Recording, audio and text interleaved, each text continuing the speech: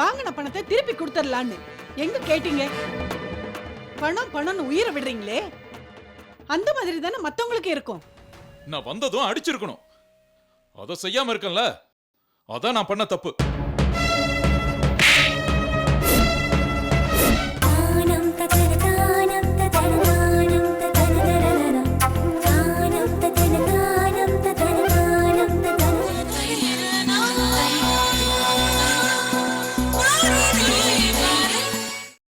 பார்க்கலாம்.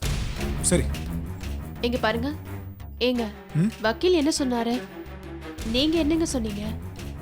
ஒண்ணுமே புரியலையே. புரியறவங்களுக்கு புரிஞ்சா போதும். உனக்கு புரிஞ்சு என்ன ஆக போகுது? நீ போய் வேலையை பாரு. ஏன் மாப்ள, நீ பாதி நான் பாதின்னு சொல்ற பொண்டாட்டிய பார்த்து சொல்ற வார்த்தையா இது? ஒரு ராஜாவுக்கு மந்திரி எவ்வளவு முக்கியமோ அதே மாதிரி புருஷனுக்கு பொண்டாட்டி முக்கியம். எல்லா விஷயத்தையும் சொல்லித்தான் ஆகணும், எதையும் மறைக்க கூடாது. மாமா உங்ககிட்ட எல்லா விஷயத்தையும் சொல்றாரா? அது நான் படிக்காதவ, அதனால அவர் என்கிட்ட எதுவும் சொல்றது இல்ல. ஆனா என் பொண்ணு அப்படியா பெரிய படிப்பு படிச்சிருக்கா, எல்லா ஐடியாவும் கொடுப்பா. நீங்க சொல்லித்தான் பாருங்களேன். இந்த விஷயம் சொன்னாலாம் புரியாது, அனுபவத்துல தான் புரியும். அந்த அனுபவம் உங்க பொண்ணுக்கு வரும்போது நான் எல்லா விஷயத்தையும் சொல்றேன்.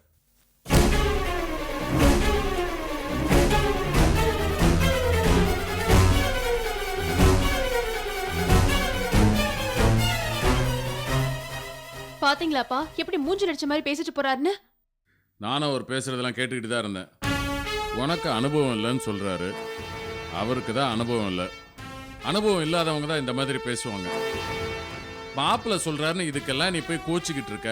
ஆமா, சொத்து விஷயமா வக்கீல் கிட்ட தானே பேசிட்டு போறாரு மாப்பிள்ள.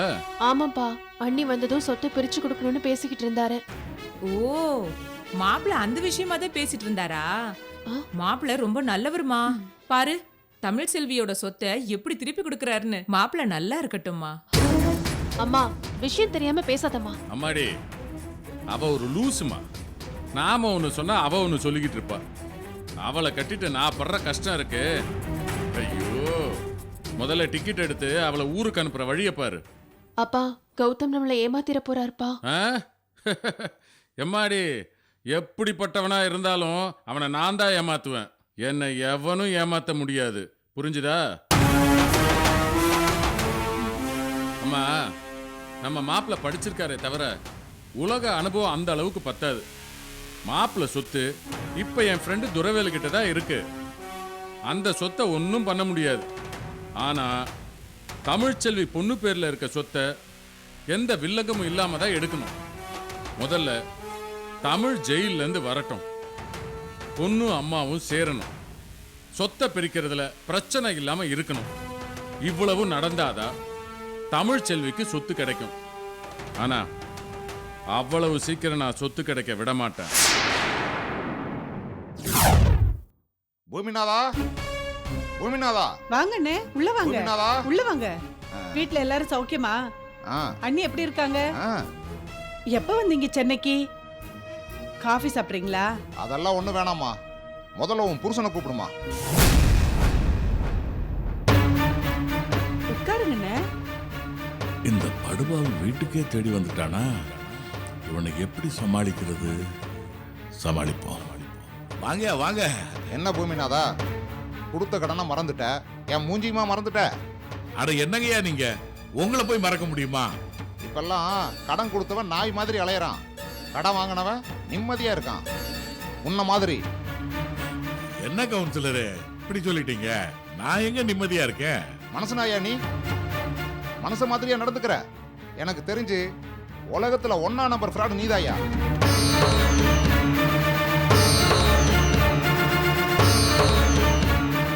கொடுத்த கடனை திருப்பி கொடுக்காம, யாருக்கிட்டையும் சொல்லாம, திருட மாதிரி வீட்டை காலி பண்ணிட்டு வந்துட்ட.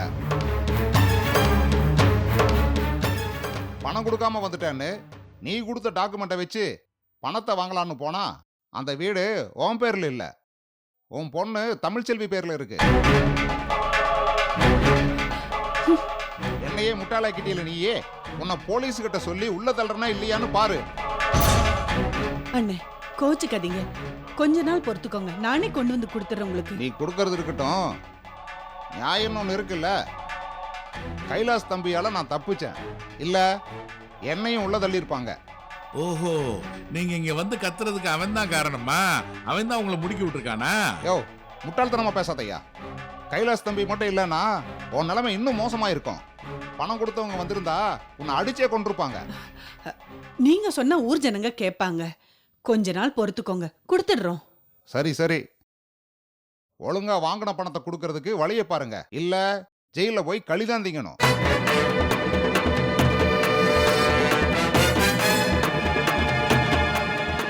நான் அன்னைக்கே சொன்னேன், வாங்கின பணத்தை திருப்பி கொடுத்துடலான்னு. எங்க கேட்டீங்க? பணம் பணம்னு உயிரை விடுறீங்களே. அந்த மாதிரி தானே மத்தவங்களுக்கு இருக்கும். தமிழ்ச்செல்வி பேர்ல இருக்கிற வீட்டை மாத்தி உங்க பேர்ல எழுதிக்கிட்டீங்க. ச்சே, என்ன புத்தியா உங்களுக்கு? அம்மா என்னம்மா ஏமா கத்துற? நீ கத்துற தெரு வரைக்கும் கேக்குது. ஆ? எல்லாம் உங்க அப்பனை கேளு. சொல்லவே எனக்கு அசிங்கமா இருக்கு. என்னப்பா என்னப்பா பிரச்சனை? நம்ம வீடு ஏறி ஒருத்தன் வந்து கேவலமா பேசிட்டு போறான். அதுக்கு காரணம் அந்த கைலாசம் பையன். ஊர்ல எவன் கடன் வாங்கல, அந்த மாதிரி தான் நானும் வாங்கினேன். ஆனா இந்த கைலாசம் அவங்க கிட்ட போய் உள்ள சம்பாதிக்கிறான், போய் பணம் கேளுங்க, கொடுக்கலன்னா கேஸ் போடுங்கன்னு ஊர்ல உள்ளவங்க எல்லாம் அனுப்பி விடுறான்.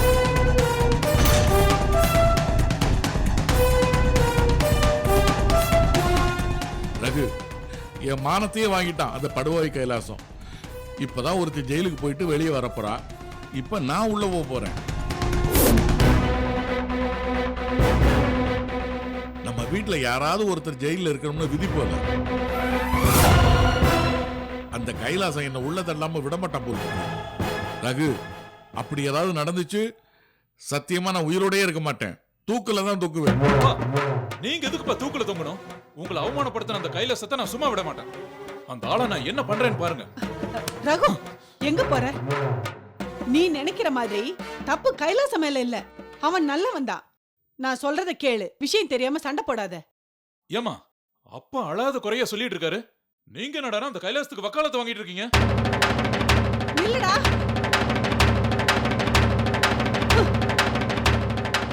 இப்படியே ஒருத்தருக்கு ஒருத்தர் சண்டை மூட்டி விட்டுக்கிட்டே இருங்க. அப்பதானே யாருமே நிம்மதி இல்லாம இருப்பாங்க. மனுஷனா வாழ கத்துக்கோங்க. கைலாசம் என்ன அசிங்கப்படுத்த ஆள் அனுப்பின, என் பிள்ளைய வச்சு ஒன்னு அசிங்கப்படுத்துறேன்.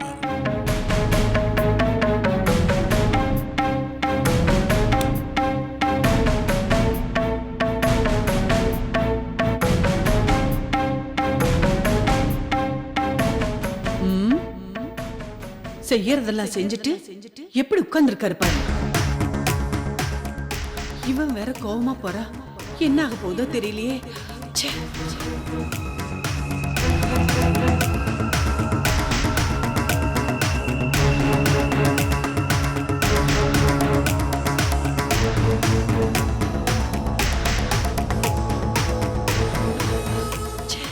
இவ வேற போன் எடுக்காம இருக்காளே.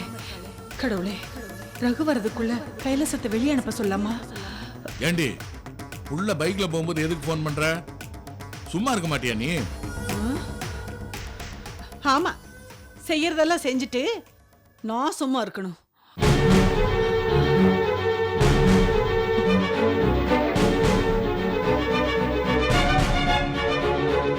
கைலாசம் வெளியே வாயா. கைலாசம், யோ கைலாசம் வெளியே வாயானா. ரகு, ரகு எப்படா வந்த? நல்லா இருக்கியா? யோ கைலாசம், யோ மனுஷனாயா நீ? ரகு, யார பார்த்து என்ன பேசுற நீ? தாலி கட்டின பொண்டாட்டிய விரட்டி விட்டு உன்னை கல்யாணம் கட்டிக்கிட்ட உன் புருஷன்கிட்ட தான் பேசிட்டு இருக்க. எங்க அப்பா வயசு என்ன, உன் வயசு என்ன? எதுக்கு எங்க அப்பாவை அசிங்கப்படுத்தி உள்ளத்தள்ள பாக்குற? இங்கிருந்து ஊருக்கு போய் ஆளுங்களை திரட்டி எங்க அப்பாவை அடிக்க அனுப்புற. நீ ஒரு மனுஷனா? ரகு வேண்டாம், இதுக்கு மேல பேசினா அப்புறம் நான் சும்மா இருக்க மாட்டேன். நான் வந்ததும் அடிச்சிருக்கணும். அதை செய்யாம இருக்கேன்ல, அதான் நான் பண்ண தப்பு.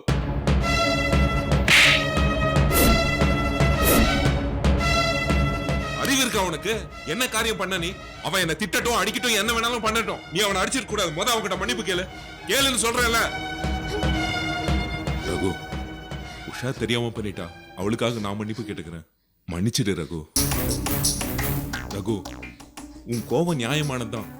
எந்த ஒரு புள்ளையும் அப்பாவுக்கு பிரச்சனைன்னா இப்படிதான் கோவப்படுவோம். உன் இடத்துல நான் இருந்திருந்தா கூட இப்படிதான் கோவப்பட்டிருப்பேன்.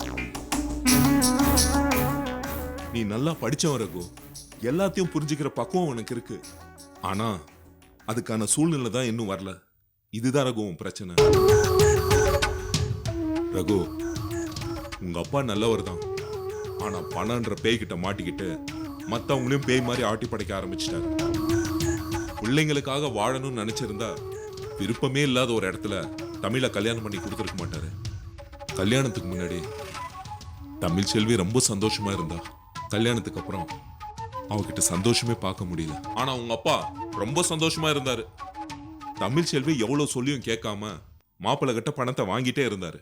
முக்கியமா உன்னை படிக்க வைக்கணும்ன்றதுக்காக யாரோ ஒருத்தருடைய டெபாசிட் பணம் எடுத்து செலவு பண்ணிட்டாரு.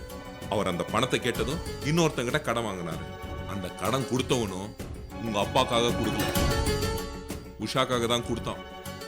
பணத்தை கூட இல்லைன்னா உஷாவை கல்யாணம் பண்ணி வைன்னு சொல்லிட்டான். உங்க அப்பாவும் வேற வழி இல்லாம பணத்துக்காக உஷாவை கல்யாணம் பண்ணி கொடுக்க சம்மதிச்சிட்டாரு.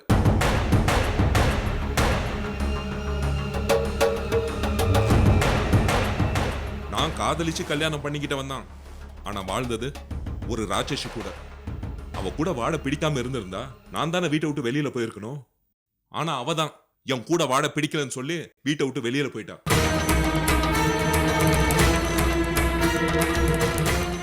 உஷாவை கல்யாணம் பண்ணிக்கணும்னு நானோ இல்ல என்ன கல்யாணம் பண்ணிக்கணும்னு உஷாவோ நினைச்சு பார்த்ததே கிடையாது.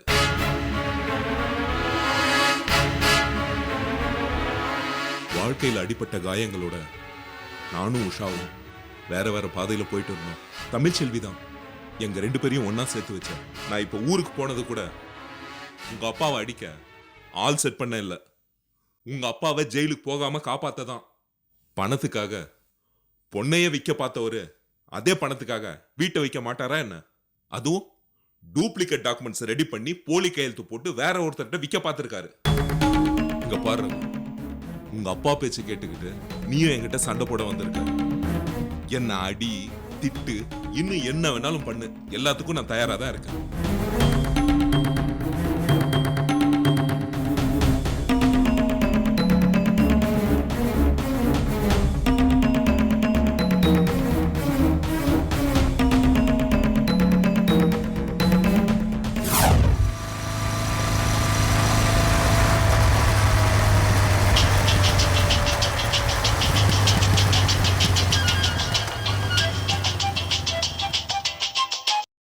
ஹலோ. ரகு, நான் கைலாசம் பேசுறேன். தயவு செஞ்சு போனை வச்சிடாத. உங்க அம்மா எங்க வீட்டுக்கு வந்திருந்தப்போ அவங்க செல்போனை எங்க வீட்டிலே விட்டுட்டு போயிட்டாங்க. வந்திருந்தப்போ இருந்த டென்ஷன்ல நானும் உஷாவும் அதை உங்ககிட்ட கொடுக்க மறந்துட்டோம். இப்ப நீ எங்க இருக்கன்னு சொல்லு, நானே நேர்ல வந்து போனை கொடுத்துறேன். வேண்டாம், நானே வந்து வாங்கிக்கிறேன்.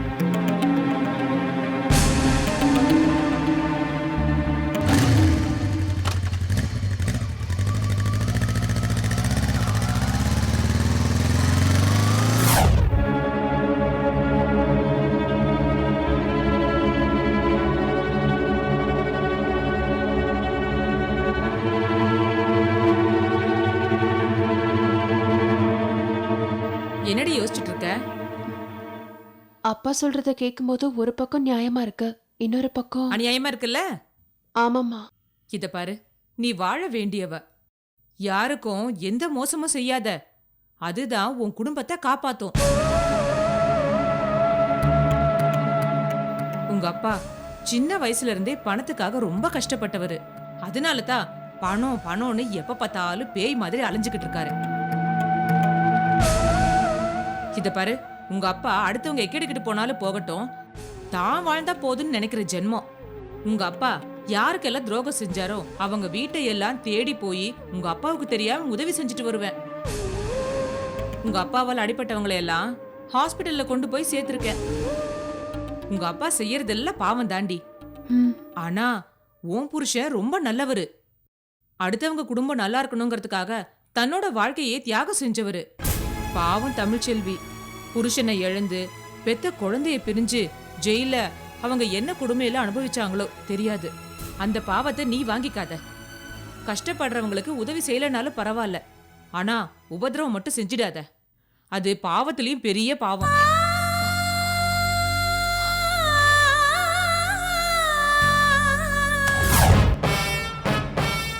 கோவமா போன இன்னும் வரலையே. என்ன நடக்குதுன்னு தெரியலையே. கடவுளே, எதுவும் நடக்காம நீதான்பா பாத்துக்கணும். ஏய், அந்த பைய கைலாசத்தை அசிங்கப்படுத்தணும்னு ரொம்ப நாளா நான் திட்டம் போட்டேன்.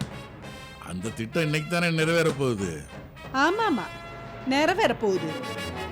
இத பாருங்க, அந்த காலத்துல அப்பன் செஞ்ச பாவம் பிள்ளைங்களை சேரும்னு சொல்லுவாங்க. இந்த காலத்துல அப்படி கிடையாதுங்க. அப்பன் செஞ்ச பாவத்துக்கு அப்பனே தண்டனை அனுபவிச்சு சாகணும். அடி பாவி, என்ன சீக்கிரம் அனுப்பிடுவ போல் இருக்கே. வெளியே இருக்கிற எதிரிங்களை கூட நான் சமாளிச்சிருவேன், ஆனா வீட்டுல இருக்கிற ஒன்னை தாண்டி என்னால சமாளிக்க முடியல.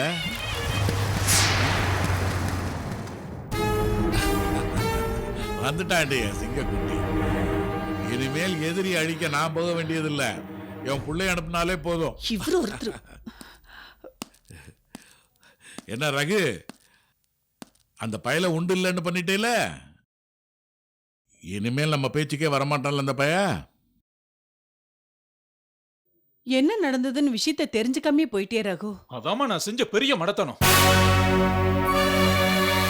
மடத்தனம் பண்ணது நீ இல்லப்பா, அந்த கைலாசம் தான். நானும் கைலாசனும் பண்றது இல்லப்பா மடத்தனம். நீங்க பண்றதுதான் பெரிய மடத்தனம். நீங்க சொன்ன மாதிரி ஊர்ல இருக்கிறவன் எல்லாம் கடன் வாங்கின மாதிரி தான் நீங்களும் கடன் வாங்கியிருக்கீங்க. ஆனா உங்களை மாதிரி யாரும் கேவலமா நடந்துக்கல.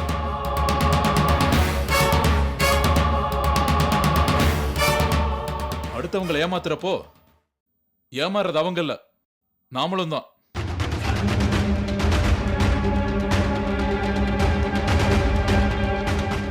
கடனை திருப்பி கொடுக்காம ஏமாத்திட்டு இருக்கீங்க. அக்கா வீட்டை உங்க வீடு மாதிரி செட்டப் பண்ணி கடன் கொடுத்தவங்களுக்கெல்லாம் மொட்டை அடிச்சிட்டீங்க. கடனை கொடுக்க முடியலனா காலில் விழுந்து டைம் கேட்கலாம், தப்பு இல்ல. ஆனா அடுத்தவங்க காலை வாரி விடக்கூடாது. கைலாசம் நமக்கு நல்லது செஞ்சிருக்கான். அவர் மட்டும் ஊர் பெரிய மனுஷங்க கிட்ட பேசாம இருந்திருந்தா நீங்க நேரம் உள்ள போக வேண்டியதா இருந்திருக்கும். பாவத்தை நீங்க பண்ணிட்டு வழிய கைலாசம் மேல போட்டீங்களா? அது புரியாம அந்த பாவத்துக்கு வேற நான் துணை போயிட்டேன். ஏன்பா ரகு, நான் தப்பு செஞ்சேன், நான் இல்லைன்னு சொல்லல. கடன் வாங்கினேன். எதுக்கு? நான் உல்லாச வாழ்க்கை வாழ்றதுக்கா? நான் பொய் சொன்னது, கடன் வாங்கினது எல்லாமே யாருக்காக? உனக்காக, உன் படிப்புக்காக. இப்படி செஞ்சதுக்கு பதிலா நான் படிக்காமே இருந்திருக்கலாமேப்பா. நிம்மதியாவது இருந்திருப்பேன். ஏன்பா ரகு, உன்னை படிக்க வைக்க ஆசைப்பட்டது தப்பா? உங்க அக்கா மாமாவெல்லாம் நம்பினேன், எல்லாருமே என்னை ஏமாத்திட்டாங்கப்பா. எனக்கு வேற வழி தெரியாம தான் இப்படி செஞ்சேன். சரி விடுங்கப்பா, இனிமே அதை பத்தி பேசாதீங்க, அசிங்கமா இருக்கு. பணத்தை நான் செட்டில் பண்ணிடுறேன், நீங்க கவலைப்படாதீங்க.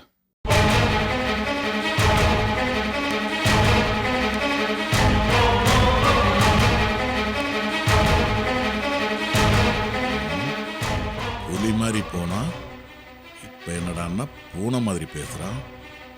ச்சே.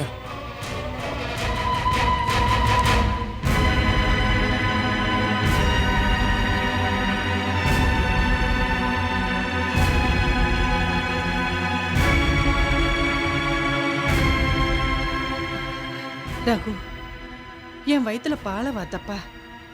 எங்க நீ கோவத்துல போய் கைலாசம் கூட சண்டை போட்டுருவியோன்னு நான் ரொம்ப பயந்துட்டேன்ப்பா. உண்மையிலேயே நான் கோவமாதாமா போனேன். கோவத்துல கைலாசத்தை திட்டிட்டேன். ஐயோ, என்னப்பா சொல்ற? என் கோபம் குறையிற வரைக்கும் கைலாசம் பொறுமையா இருந்தாரு. அதுக்கப்புறம் தான் நடந்த எல்லா உண்மைகளையும் எனக்கு புரிய வச்சாரு. அவர் சொன்னதுக்கு அப்புறம் தாம்மா அப்பா எவ்வளவு தப்பு பண்ணிருக்காருன்னு எனக்கு புரிஞ்சுது. அப்பா தப்பு செஞ்சப்போ நீங்களும் தானே கூட இருந்தீங்க. ஏன் அப்பாவுக்கு எடுத்து சொல்லக்கூடாதா? என்னைக்குப்பா அவர் என்ன மனுஷியா மதிச்சிருக்காரு? சில விஷயங்களை சொல்லி செய்வாரு, பல தப்புகளை சொல்லாமையே செய்வாரு. நானும் எவ்வளவோ சொல்லி பார்த்துட்டேன்ப்பா, ஆனா அவர் கேக்குறதாவே இல்லப்பா. யார் என்ன சொன்னாலும் கேட்க மாட்டாரு. பிடிவாதம்னா அப்படி ஒரு பிடிவாதம் உங்க அப்பாவுக்கு. அப்பா பேச்ச கேட்பேன், ஆனா யோசிக்காம எதையும் செய்ய மாட்டேன்னு சொன்னேன். இந்த விஷயத்துல நான் தப்பு பண்ணிட்டேமா? சரி விடுப்பா, நீ போயிட்டு வந்ததுல பல விஷயங்களுக்கு நல்லதுதான். ஆனா நீங்க போயிட்டு வந்ததால நஷ்டம்தாம்மா. என்னப்பா சொல்ற?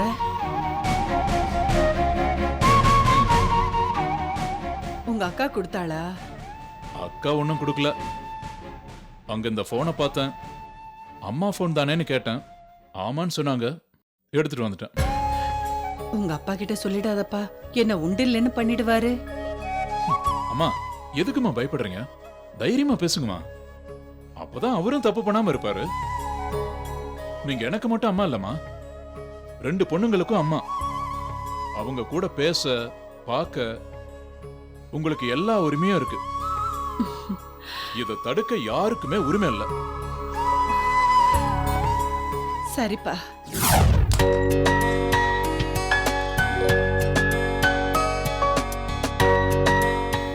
கோயிலுக்கு போயிட்டு வரேன்னு சொன்னா இவ்வளவு நேரம் ஆகியும் ஆளை காணோம். ஒருவேளை அவங்க அம்மா மாதிரி புருஷன்கிட்ட கோயிலுக்கு போயிட்டு வரேன்னு சொல்லிட்டு உஷாவை பார்க்க வந்த மாதிரி உஷாவும் என்கிட்ட கோயிலுக்கு போயிட்டு வரேன்னு சொல்லிட்டு அவங்க அம்மா கூட சேர்ந்து சுத்திட்டு இருப்பாளோ? பண்ணாலும் பண்ணுவாவ. இந்த பொம்பளைங்களை புரிஞ்சுக்கவே முடியலடா சாமி. வந்துட்டேன். நான் பேசுனது கேட்டு வந்துட்டா போல இருக்கு. வணக்கம் தம்பி. வணக்கம் சார். திடீர்னு வந்து நிக்கிறீங்க, நான் எதிர்பார்க்கவே இல்லை. உள்ள வாங்க. எதிர்பாராம வர்றதும் எதிர்பாராத நடக்கிறதும் எல்லாமே சந்தோஷம் தானே கைலாசம் தம்பி. வாங்க சார், வந்து உட்காருங்க. சார் நீங்க சொல்றது கரெக்ட் தான் சார். நீங்க வரதா சொல்லியிருந்தா ஆபீஸ் போன் பண்ணி லீவ் சொல்லியிருப்பேன் சார். இப்போ மட்டும் என்னாச்சு? போன் பண்ணி வேணாம் தம்பி. ஏன் சார்? நான் வேற ஒரு முக்கியமான விஷயத்துக்காக வந்தேன். அப்படியே உங்களையும் உஷாயும் பாட்டு போலான்னு தான் வந்தேன், வேற ஒன்றும் இல்லை சார். உஷா இவ்வளவு நேரம் இங்க தான் இருந்தா, இப்போதான் கோயிலுக்கு போயிட்டு வரேன்னு சொல்லிட்டு போனா. சரி தம்பி, நான் கிளம்புற நேரம் சரியில்லை போல இருக்கு. பரவாயில்ல தம்பி.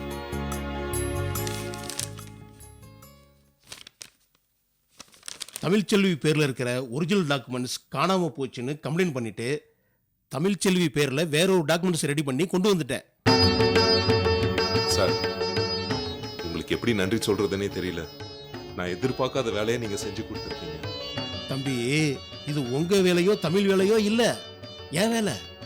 செஞ்சு கொடுத்ததுல எனக்கு ரொம்ப சந்தோஷம். நம்ம ஊர் பொண்ணு தமிழ்ச்செல்விக்காக இது கூட செய்யலைன்னா நல்லா இருக்காது தம்பி. உஷா வந்தோடனே மாமா வந்து கொடுத்துட்டு போனாருன்னு சொல்லு தம்பி. வரேன் தம்பி. சரிங்க சார், போயிட்டு வாங்க.